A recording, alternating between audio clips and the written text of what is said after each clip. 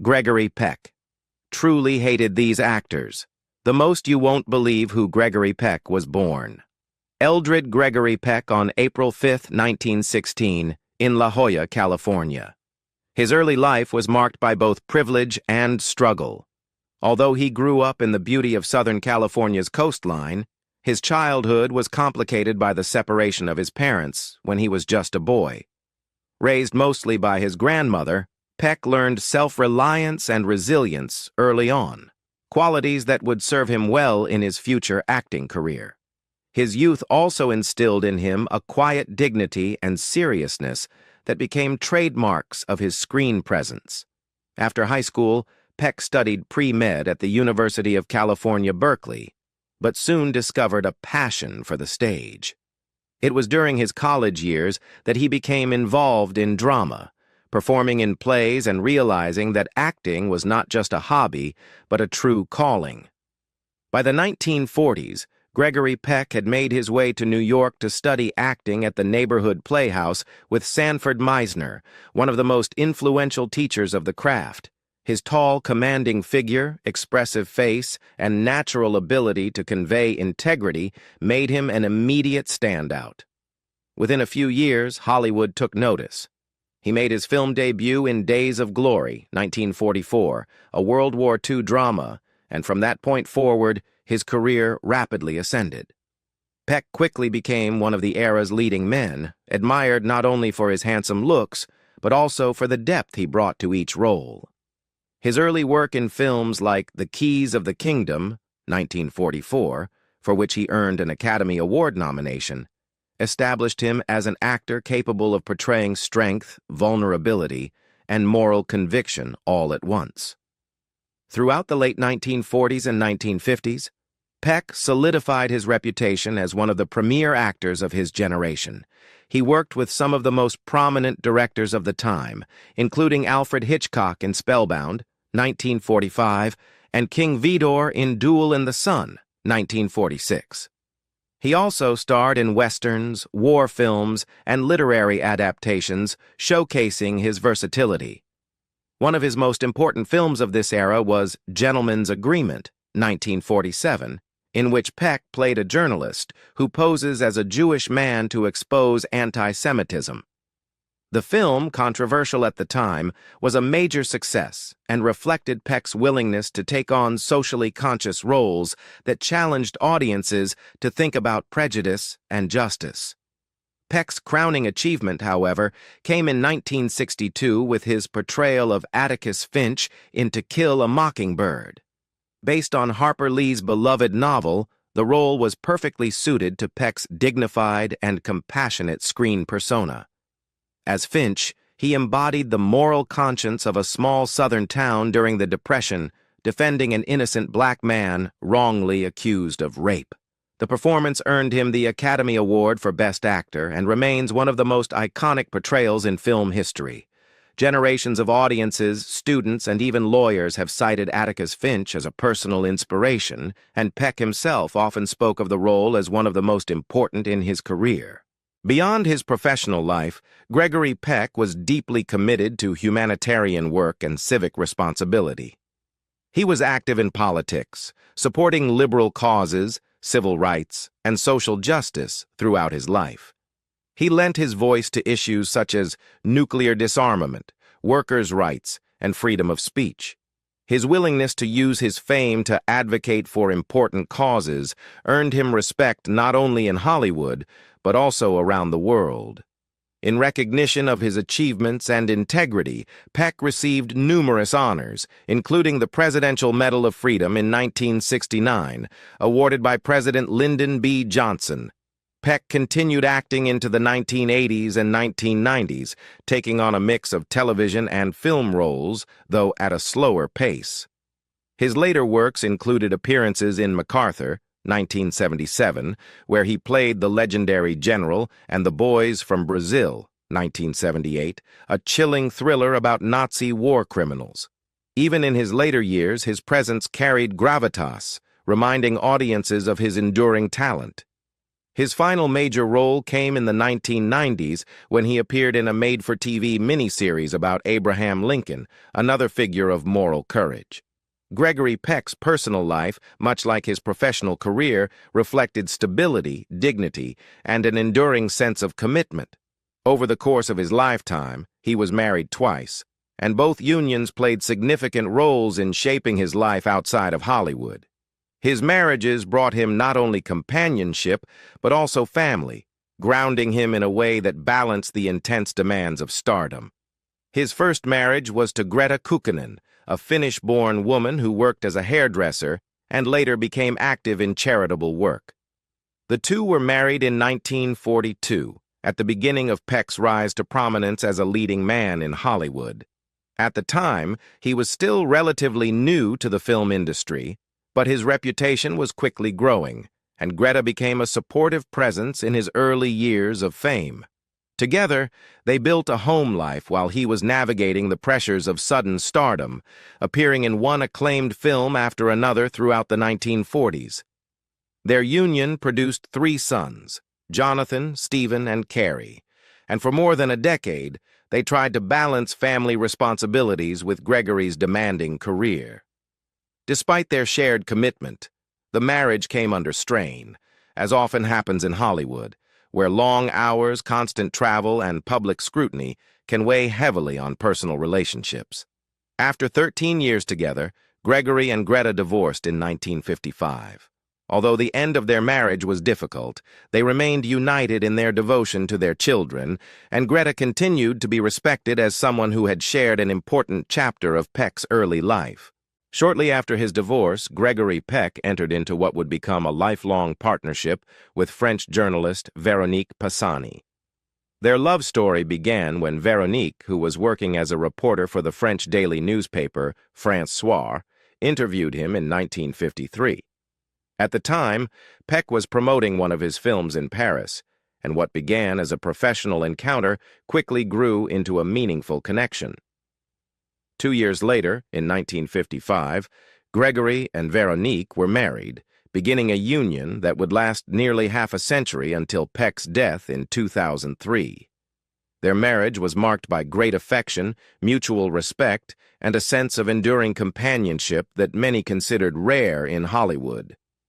Véronique was not only his wife, but also his closest confidant and constant supporter, accompanying him to events, premieres, and international gatherings, while also building her own life as a philanthropist and arts advocate. Together, Gregory and Véronique had 2 children, Anthony and Cecilia, who grew up surrounded by the warmth of their parents' relationship and the cultural richness that Véronique, with her European background, brought into the family. The Peck's home became a place where art, cinema, and intellectual conversation thrived, reflecting both Gregory's stature as a Hollywood icon and Véronique's sophistication. Friends and colleagues often remarked on how devoted Gregory was to his family and how much his second marriage anchored him during the later stages of his career. While his first marriage had given him his start in family life, it was his second that endured as one of the most admired Hollywood marriages of its era. Gregory and Véronique's relationship was a partnership in the truest sense, one that survived the fluctuations of fame and time. When Peck passed away in 2003, Véronique was by his side, having shared nearly 48 years of marriage with him. Their bond remains a testament to Gregory Peck's loyalty and capacity for love, qualities that were as evident in his personal life as they were in the characters he portrayed on screen.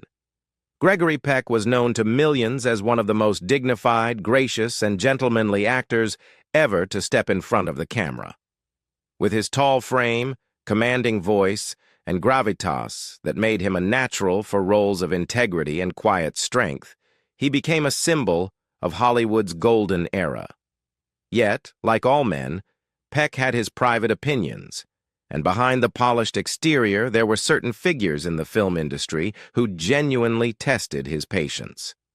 While he rarely allowed such personal feelings to leak into the public sphere, those who knew him well were aware that Peck harbored a quiet, smoldering dislike for a few of his peers. And when he did comment on them in private, he was direct, unsparing, and often surprising in his honesty. One of the names that consistently surfaced in conversations was Charlton Heston. Though both men were titans of the screen during roughly the same era, Peck viewed Heston's performances as excessively stiff and devoid of nuance. Charlton always thought looking heroic was enough, Peck once remarked with his dry wit. But acting is not about standing tall and flexing your jaw. It's about truth. And truth, I'm afraid, was never something I found in his performances. The two appeared in different types of films, Peck with his grounded dramas, Heston with his biblical and epic adventures. But their paths crossed socially and in industry circles. Peck, who prided himself on subtlety, considered Heston's approach more show than soul. Another actor who earned Peck's irritation was Robert Mitchum. They starred together in Cape Fear, 1962, a landmark thriller in which Mitchum played one of cinema's most chilling villains opposite Peck's stalwart lawyer. While the film was a commercial and critical success, Peck later admitted that working with Mitchum had been a grating experience. Mitchum had talent, there's no denying it, Peck acknowledged, but he was lazy, careless, and sometimes downright disrespectful to the craft. He preferred to drink, to gamble, to saunter into set half-prepared, and that was never acceptable to me. Acting demands discipline, and Mitchum thrived on rebellion. Despite his personal misgivings, Peck maintained professionalism during the shoot, but off-camera, their relationship was cool at best. Perhaps most surprising was Peck's distaste for Marlon Brando, the rebellious method actor who changed Hollywood acting forever. While critics and younger audiences hailed Brando as a genius, Peck found his style self-indulgent and unnecessarily erratic. Brando was brilliant when he cared, Peck admitted in later years, but the trouble was, he rarely cared. He would mumble his lines, disrespect directors, and treat the process as if it were beneath him. That was not artistry, in my view. It was arrogance. Peck, with his classical training and respect for tradition, clashed ideologically with Brando's unpredictable style. Where Peck saw professionalism as sacred, Brando often reveled in chaos, and that chaos irritated Peck beyond measure. A more personal dislike developed toward Frank Sinatra, not so much for his acting as for his behavior. Peck respected Sinatra's success as a singer and entertainer, but found his Hollywood reputation distasteful.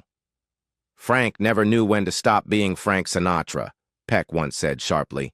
He brought the swagger, the entourage, the ego into every room, and that was exhausting. You cannot be bigger than the story, and Frank always was. While the two never engaged in a dramatic public feud, those close to Peck knew he avoided Sinatra whenever possible.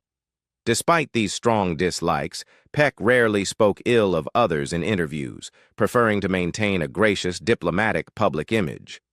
His criticisms, when revealed, usually came years later in memoirs, private letters, or candid conversations with trusted friends. He understood that bitterness could taint a career, and he refused to let his personal grievances overshadow the dignity he worked so hard to embody on screen. Still, the actors he mentioned most often, Heston, Mitchum, Brando, and Sinatra, remained the ones he truly could not respect or admire, no matter how much the public adored them. And so, while Gregory Peck stood as a towering figure of integrity in cinema, even he was human enough to dislike, to criticize, and to reject certain personalities in his industry.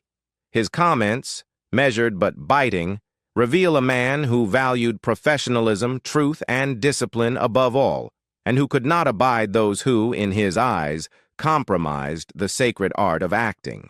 On June 12, 2003, Gregory Peck, one of the most admired and respected actors in the history of American cinema, passed away peacefully in his sleep at the age of 87.